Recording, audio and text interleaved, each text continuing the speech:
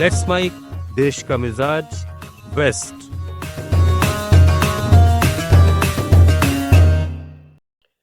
यह है let's mic modern radio. आप सुन रहे हैं पश्चिम भारत की खबरें। राजस्थान के पूर्व मुख्यमंत्री अशोक गहलोत ने भाजपा सरकार पर आरोप लगाया है कि वह कांग्रेस काल की योजनाओं को चुपचाप खत्म कर रही है।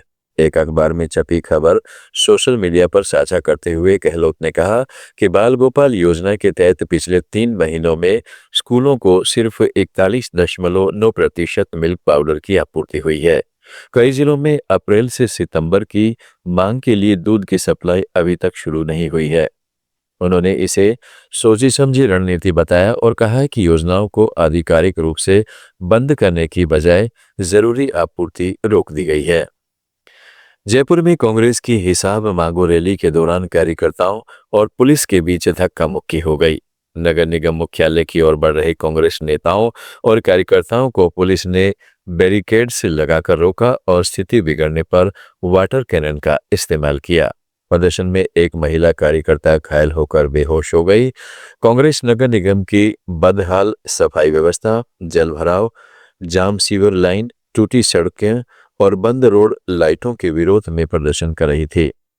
पूर्व मंत्री प्रताप सिंह खाचरियावास बैरिकेड पर चढ़ गए और सरकार पर निशाना साधते हुए आंदोलन तेज करने की चेतावनी दी। गुजरात में सूरत के न्यू सिविल हॉस्पिटल में डॉक्टर हर्ष पांड्या की आत्महत्या के मामले में रैगिंग के गंभीर आरोप सामने आए हैं। एंटी रैगिंग कमेटी की जांच में करीब 9 जूनियर छात्रों से पूछताछ की गई, जिन्होंने सीनियर डॉक्टरों पर प्रताड़ना और रैगिंग के आरोप लगाए। जांच के बाद अस्पताल प्रशासन ने 4 सीनियर रेजिडेंट डॉक्टरों को 6 महीने के लिए निलंबित कर दिया है। इन डॉक्टरों को अस्पताल के काम, हॉस्टल में रहने और शैक्षणिक गतिविधियों से भी दूर रखा गया है।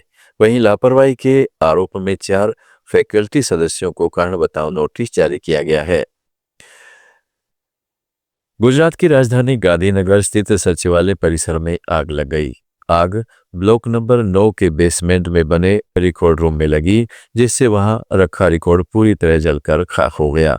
घटना की सूचना मिलने के बाद दमकल की 2 गाड़ियां मौके पर पहुंची। करीब 2 घंटों की कड़ी मशक्कत के बाद आग पर काबू पा लिया गया। हालांकि बेसमेंट में धुआं भरने के कारण कूलिंग और धुआं निकालने का काम जारी रहा। राहत की बात यह है कि हादसे में किसी के हताहत होने की खबर नहीं है।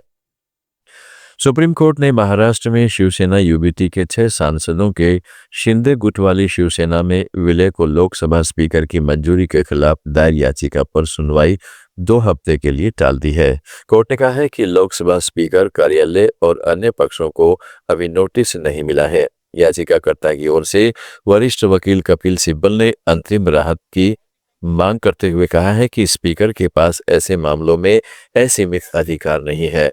बता दें कि 18 जुलाई को लोकसभा स्पीकर ओम बिरला ने शिवसेना यूबीटी के 6 सांसदों के शिंदे गुट में विलय को मंजूरी दी थी। इसके बाद शिंदे गुट के सांसदों की संख्या बढ़कर 13 हो गई है।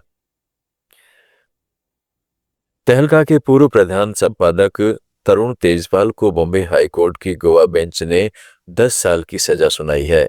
फैसले के बाद उनकी बेटी कारा तेजपाल ने इसे न्याय की विफलता बताते हुए कहा है कि ट्रायल कोर्ट ने करीब 1 साल तक सबूतों की सुनवाई के बाद तेजपाल को बरी किया था, जबकि हाई कोर्ट ने महज 7 दिनों में सुनवाई पूरी कर सजा सुना दी।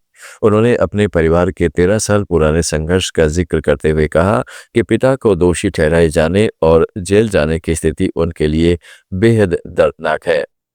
कारा ने फैसले को राजनीतिक प्रतिशोध बताया और दावा किया कि मामले में हिंसा का कोई भौतिक सबूत नहीं था। महाराष्ट्र, गोवा, गुजरात, दमन और राजस्थान की ताजा खबरों के इस बुलेटिन को रोजाना सुनने के लिए डाउनलोड करें लेट्स माइक ऐप। जुड़े रहिए लेट्स माइक के साथ। आप सुन रहे थे लेट्स माइक मॉडर्न रेडियो।